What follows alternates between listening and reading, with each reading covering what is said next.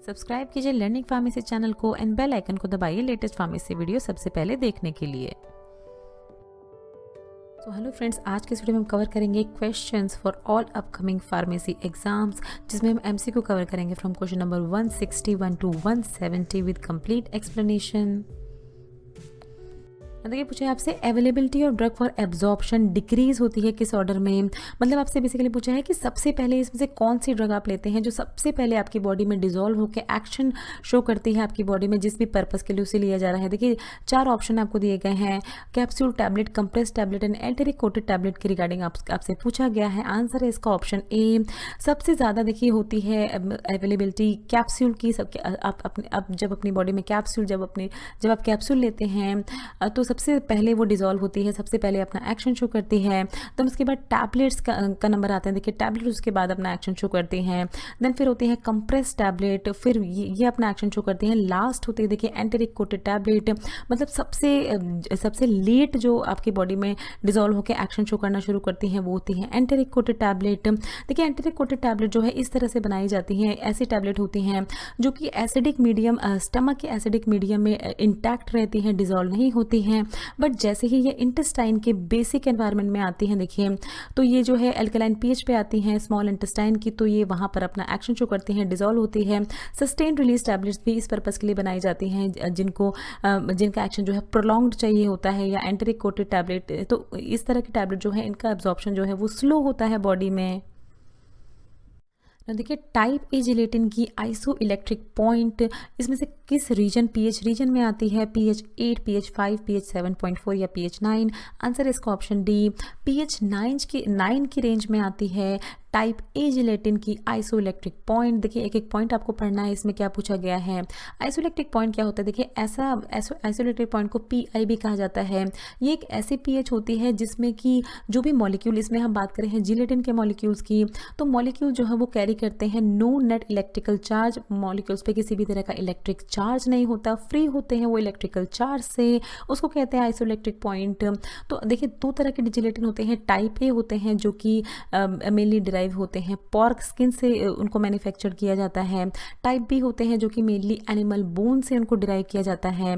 तो इनमें फ़र्क क्या होता है? देखिए, एक तो ये कहाँ से डिराइव किए जाते हैं उसमें फ़र्क होता है। दूसरा होता है कि टाइप ए जो है ये एसिड ट्रीटेड प्रिकर्सर होता है। मतलब जो भी प्रिकर्सर, मतलब जिस भी चीज़ से जिलेटिन डिराइव किया जाता है, इस केस में पॉर्क स्किन से होता है, तो उसको क्या किया जाता है, एसिड से ट्रीट किया जाता है और फिर उसकी आइसोइलेक्ट्रिक पॉइंट रखा जाता है उसका पीएच 9 पे। देखिए, यही आपसे पूछा गया है। अगर ये क्वेश्चन टाइप बी के रिगार्डिंग होता तो उसको देखिए एल्काली ट्रीट किया जाता है उसको, तो ये भी डिफरेंस होता है दोनों में। और आइसोइलेक्ट्रिक पॉइंट होती है उसकी पीएच 4.7 पे। तो दोनों ही चीज़ें आपको याद रखनी है। Terbutaline, magnesium sulphate, nifedipine and indomethacin इनमें से कौन सी कैटेगरी ऑफ ड्रग के एग्जाम्पल हैं? ऑप्शन में देखिए दिए गए हैं आपको beta 2 agonist, tocolytic, non steroidal anti inflammatory drug या यूगेरोइक ड्रग्स। आंसर है इसका देखिए ऑप्शन बी, टोकोलाइटिक ड्रग्स के एग्जाम्पल है ये सारे ही जो आप ऑप्शंस दिए गए हैं आपको, ये जो आप देख रहे हैं, देखिए ये सारे होते हैं terbutaline, indomethacin, nifedipine, injections and capsule tablet, सब फॉर्म में आते हैं। हर डोसेज फॉर्म की तरह से इनको लिया जाता है पेशेंट्स के द्वारा। टोकोलाइटिक ड्रग्स होती क्या है? देखिए, ये ऐसी ड्रग होती हैं जिनको यूज़ किया जाता है सप्रेस करने के लिए प्री मैच्योर लेबर। जैसे कि पता होगा आपको कि जो लेबर होता है वो 9 मंथ, मदर जो है वो 9th मंथ प्रेग्नेंट होती है, उसके बाद जो है एक हेल्दी बेबी को डिलीवर करती है। बट कभी कभार क्या होता है कि प्री टर्म लेबर होता है, मतलब समय से पहले ही मान लीजिए 8 मंथ या 7 मंथ में इस तरह के मदर को कॉन्ट्रैक्शंस आने लगते हैं और चांसेस होते हैं कि वो बेबी डिलीवर कर दे, प्री मैच्योर बर्थ दे दे बेबी को। तो अर्लियर प्री मैच्योर बर्थ जो है उसमें क्या होता है कि बेबी की हेल्थ को रिस्क होता है, इसीलिए उसको अवॉइड करने के लिए इस तरह की कंडीशन को टोकोलाइटिक ड्रग जो है वो दी जाती है मदर को। देखिए, पूछा आपसे इसमें से कौन सी स्टेटिन कैटेगरी की ड्रग सेफ होती है ग्रेपफ्रूट के साथ कंज्यूम करना? ऑप्शन में देखिए रोजेवास्टेटिन, एटोरवास्टेटिन, सिमवास्टेटिन और लोवास्टेटिन दिए गए हैं। आंसर इसका ऑप्शन ए, रोजेवास्टेटिन जो है वो सेफ होता है, उसको ग्रेपफ्रूट के साथ कंज्यूम करना। देखिए, ग्रेपफ्रूट इस तरह का दिखता है, उसके जूस के साथ देखिए बहुत सारे ड्रग्स जो है उनका इंटरेक्शन होता है, तो बहुत सारे केसेस में ग्रेपफ्रूट जो है वो मना किया जाता है डॉक्टर्स के द्वारा। स्टेटिन्स क्या होती है? देखिए, ऐसी ड्रग्स होती हैं जो कि जिनको high cholesterol and triglyceride levels को ट्रीट करने के लिए पेशेंट्स को दिया जाता है। कुछ स्टेटिन जो है वो देखिए इंटरैक्ट नहीं करती हैं ग्रेपफ्रूट जूस के साथ, जिसमें एग्जांपल है देखिए रोजुवास्टेटिन, फ्लूवास्टेटिन एंड प्रावास्टेटिन। तो ये तीनों ही आपको याद रखने हैं, ये नहीं इंटरैक्ट करती हैं। हाउएवर कुछ स्टेटिन जैसे ये तीनों ही ऑप्शंस में आपको दिए गए हैं, ये इंटरैक्ट करती हैं। इंटरैक्ट करके क्या करती हैं कि जो भी साइड इफ़ेक्ट्स होते हैं इस तरह के ड्रग्स के, स्टेटिन कैटेगरी के ड्रग्स के, उसको ये और भी एलिवेट कर सकती हैं अगर इसको ग्रेपफ्रूट्स के साथ लिया जाए। तो देखिए एटोरवास्टेटिन, सिमवास्टेटिन एंड लोवास्टेटिन अगर पेशेंट जो है वो ले रहा है तो उसको बोला जाता है कि ग्रेपफ्रूट वो कंज्यूम ना करे। फिर आपसे पूछा देखिए इसमें से कौन सी कैटेगरी की ड्रग जो है वो कॉज करती है फॉरनियर गैंग्रीन, मतलब इसका एक तरह का साइड इफेक्ट होता है फॉरनियर गैंग्रीन।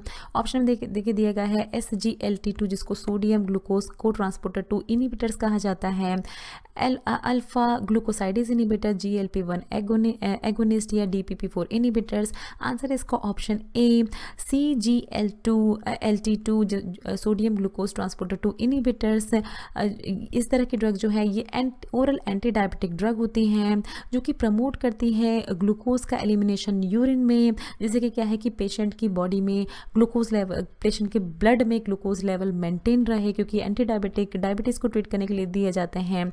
इसका एक तरह का साइड इफेक्ट होता है फॉरनियर गैंग्रीन।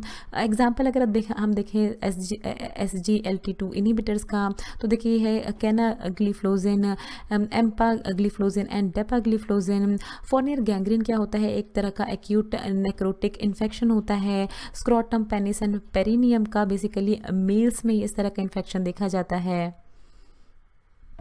देखिए पूछा है आपसे sulphur dioxide is used, basically आपसे पूछा है कि जो कैप्सूल के केसेस में सल्फर डाइऑक्साइड को क्यों यूज़ किया जाता है, प्रिवेंट करने के लिए बिटरनेस, मतलब कड़वाहट जो है कैप्सूल्स की उनको कम करने के लिए, प्रिवेंट करने के लिए discoloration of gelatin shell as a colouring agent, या none of the above. Answer है इसका देखिए ऑप्शन बी।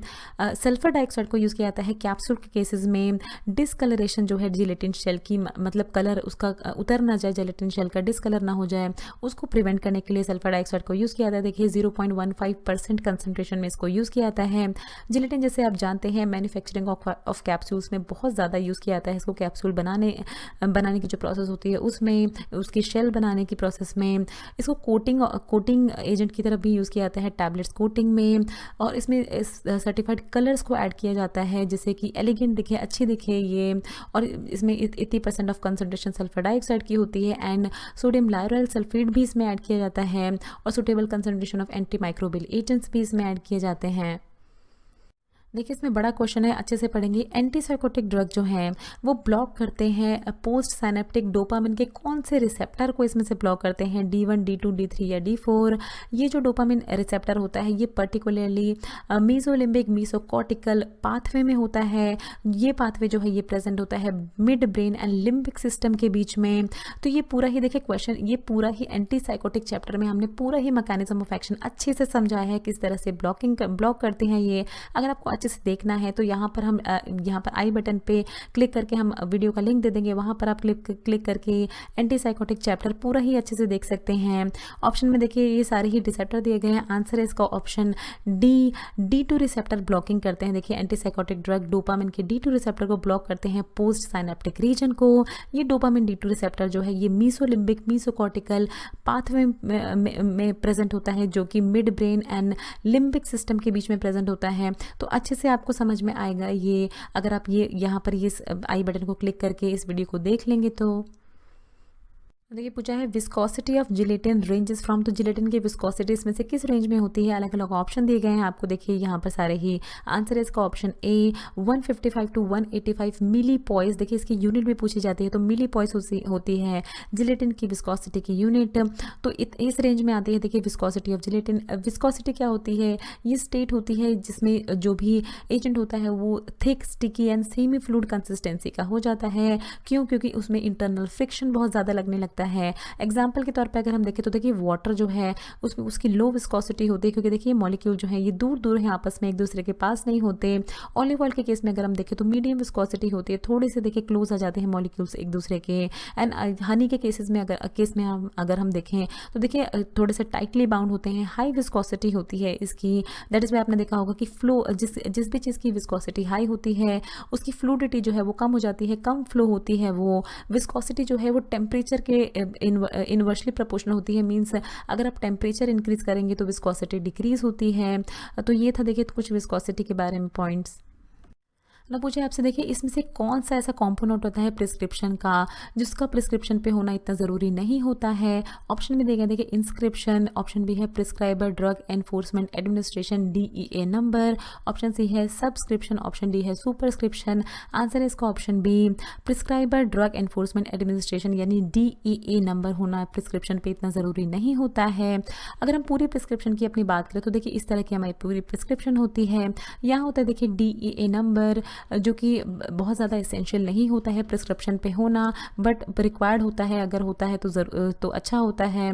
फिर यहाँ पर होती है देखिए ये प्रिस्क्राइबर की इन्फॉर्मेशन है। प्रिस्क्राइबर मीन्स जो भी डॉक्टर प्रिस्क्राइब करना है वो कर रहा है उसकी सारी इन्फॉर्मेशन होती है। यहाँ सारी पेशेंट की इन्फॉर्मेशन होती है। यहाँ डेट होती है जब प्रिस्क्रिप्शन लिखी जा रही है वो डेट डाली जाती है यहाँ पर।